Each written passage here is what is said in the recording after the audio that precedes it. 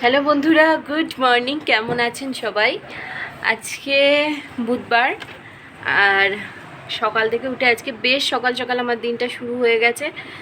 আর এত রোদ গরম পড়েছে বলার কথা নয়, সে তো সবাই বুঝতেই পারছেন কী হারে গরম আর রোদটা হয়েছে এখন। তো আজকে সকাল সকাল দিনটা শুরু হয়েছে, যেটা বলছিলাম সেটা হলো আজকে সকাল থেকে উঠে আমার সমস্ত কাজ হয়ে গেছে। মানে ঘর যে ক্লিন করা সেগুলো কিন্তু সমস্ত হয়ে গেছে। পুজোও দেওয়া হয়ে গেছে। এইবার রান্নার দিকে যাব। রান্নার দিকে অলরেডি ভাত কিন্তু আমি বসিয়ে দিয়েছি, এই জাস্ট বসালাম। ভাতটা খুব সময় লাগবে হতে, বড় হাঁড়ি করে ভাত বসিয়েছি। আজকে বাবা মা আসছে, বাবা মা এলে ছোটো হাঁড়িতেই হয়ে যায়। তার সাথে আমার শ্বশুরবাড়ি থেকে ভাসুর আসছেন, পারপাস হচ্ছে ওনার ডাক্তার দেখানো আছে, প্লাস বাবা মাও এখানে আসছেন, মানে একসাথে ব্যাপারটা হয়ে যাচ্ছে।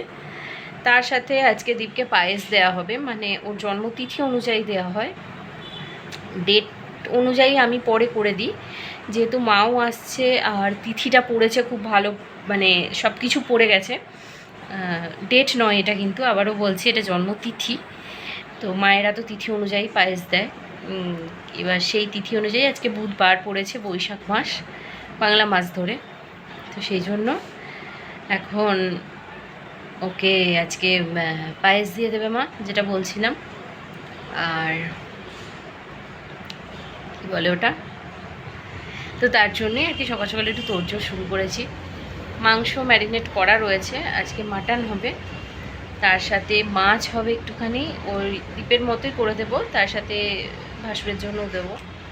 আমরা আর মাছ খাবো না যেহেতু মাটন হচ্ছে। তার সাথে টুকটাক ভাজাভুজি হবে, একটা সবজি হবে।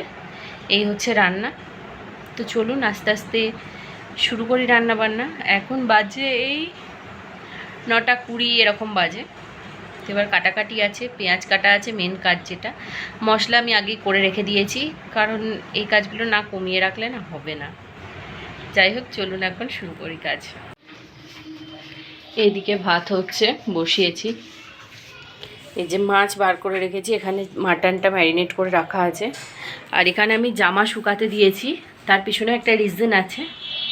জামাটা ওখানে শুকাতে দিয়েছি যাতে এই রোদ থেকে একটু বাঁচা যায়, মানে সেই বলে না জানলায় অনেকে ভিজে কাপড় টাঙিয়ে রাখে, তো সেই রকমই একটা ফান্ডা করার চেষ্টা করেছি। কালকেও করেছিলাম, জায়গাটা বেশ ঠান্ডা ছিল, আমার রান্না করতে একটু মানে কষ্টটা একটু কম হচ্ছিল। আজকেও তাই স্নান করেছি, জামাটা কেচে ওখানেই মেলে রেখেছি। তো চলুন এবার শুরু করি রান্নাবান্না। কাটাকাটিটাকে করতে হবে, চলুন। বসেছি আমি অনেক সবজি নিয়ে। ফুলকপি আছে, ফুলকপির সবজি হবে, কুমড়ো ভাজা হবে, যেহেতু 5 রকম ভাজা দিতে হয়, তার সাথে বেগুন ভাজবো। আর আজকে এবারে এই সাধারণ ভাজাগুলোই করব, ওর পছন্দ মতো এবারে করে দিতে পারছি না। আজকে করে দেবো হয়তো, যদি ওর যেদিন অরিজিনাল মানে যেদিন বার্থডে সেই দিন আমি চেষ্টা করব সব করে দেওয়ার। আবার বলে তো ছিলাম শেয়ার করব, কিন্তু কিছুই সেইভাবে শেয়ার করতে পারিনি। তো যা রান্না করেছি এখন আপনাদের দেখাই, চলুন। আর এই আমি স্নান করলাম, সকালে একবার স্নান করেছি, করে সমস্ত রান্নাবান্না করেছি, দেখতেই পেয়েছেন। এখন আবার স্নান করলাম রান্নাবান্না শেষ করার পর দিয়ে, যেহেতু শ্বশুরবাড়ির লোক আসবে, মানে ভাসুর আসবেন, সেই জন্য শাড়ি পরে নিয়েছি। এখানেতে ফুলকপি আলুর তরকারি করেছি, একদম নিরামিষ করেছি এটা আজকে, কারণ যদি থাকে কাল যেহেতু বৃহস্পতিবার বাবা খাবে না। এখানে আছে মাটনের ঝোল,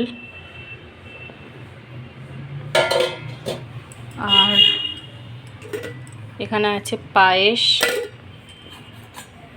মাছের ঝাল। মাছের ঝালটা তো দেখালাম। নিচে রয়েছে মুগের ডাল,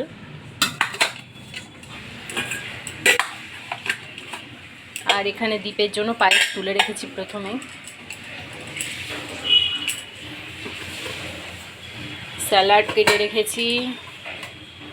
এখানে 5 রকম ভাজাভুজি আছে, শাক ভাজা, বেগুন ভাজা, কুমড়ো ভাজা, বরবটি ভাজা, আর হচ্ছে আলু ভাজা। নিচে তো ভাত রয়েইছে। আর কি জানো, এইখানেতে রয়েছে বড়ি ভাজা করা আছে। আর মা পটল নিয়ে আসছে, পটলটা গরম গরম ভেজে দেবো, ব্যাস তাহলেই হয়ে যাবে। এই হচ্ছে আজকে খাবার দাবারের বেরি। যাই হোক, বাবারাও দিদিবাড়ি থেকে বেরিয়ে গেছে। ওরা এসে প্রথমে দিদিবাড়িতে ঢুকেছিল, দিদিবাড়ি থেকে আসতে 2-3 মিনিট লাগবে গাড়িতে। বেশিক্ষণ তো লাগবে না, জাস্ট এই নেতাজিনগর সিগন্যালটা না খেলে 2-3 মিনিটেই চলে আসবে। আমি একটুখানি ততক্ষণ রেস্ট নিয়ে নিই 2-3 মিনিট, তারপর দেখা হচ্ছে। তো এদিকে বাবা মা চলে এসেছে, মায়ের জামা কাপড়ও চেঞ্জ করা হয়ে গেছে, আর এই হচ্ছে সমস্ত লাগেজপত্র। আর তারপরেই খাবার দাবার বেড়ে দিয়েছি, ওইদিকে বড়দা বসছেন মানে আমার যে ভাসুর, আর এদিকে দীপের জন্য বেড়েছি। এখন মা ওকে পায়েস খাইয়ে দিচ্ছে, মানে যেটা করা হয় আর কি, তো সেটাই হচ্ছে এখানে। পায়েস মিষ্টি সব কিছু খাইয়ে দিচ্ছে, আর বড়দার একটুখানি এসছে ছবি।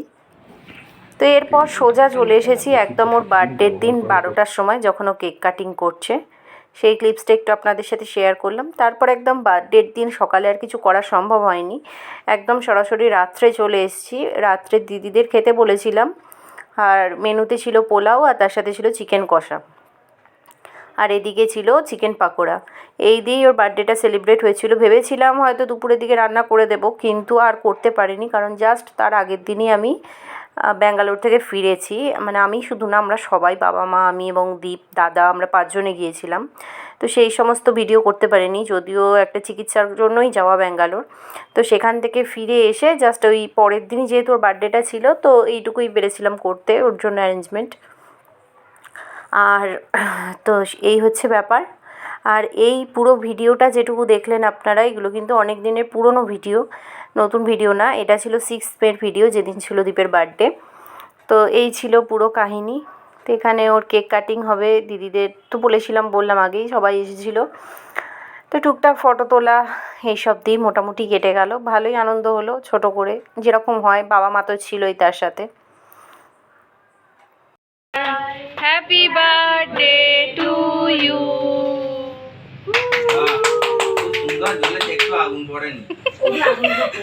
তো কেমন লাগলো ভিডিওটা আপনাদের অবশ্যই জানাবেন। খুব ছোট্ট একটা ভিডিও, আর কিছুই নেই ভিডিওতে, তাও কেমন লাগলো জানাবেন। যদি ভালো লাগে একটা লাইক করে দেবেন, আর অবশ্যই এতদিন পরে হলেও বিলেটেড দিয়েও পারলে একটা উইশ করবেন দীপকে।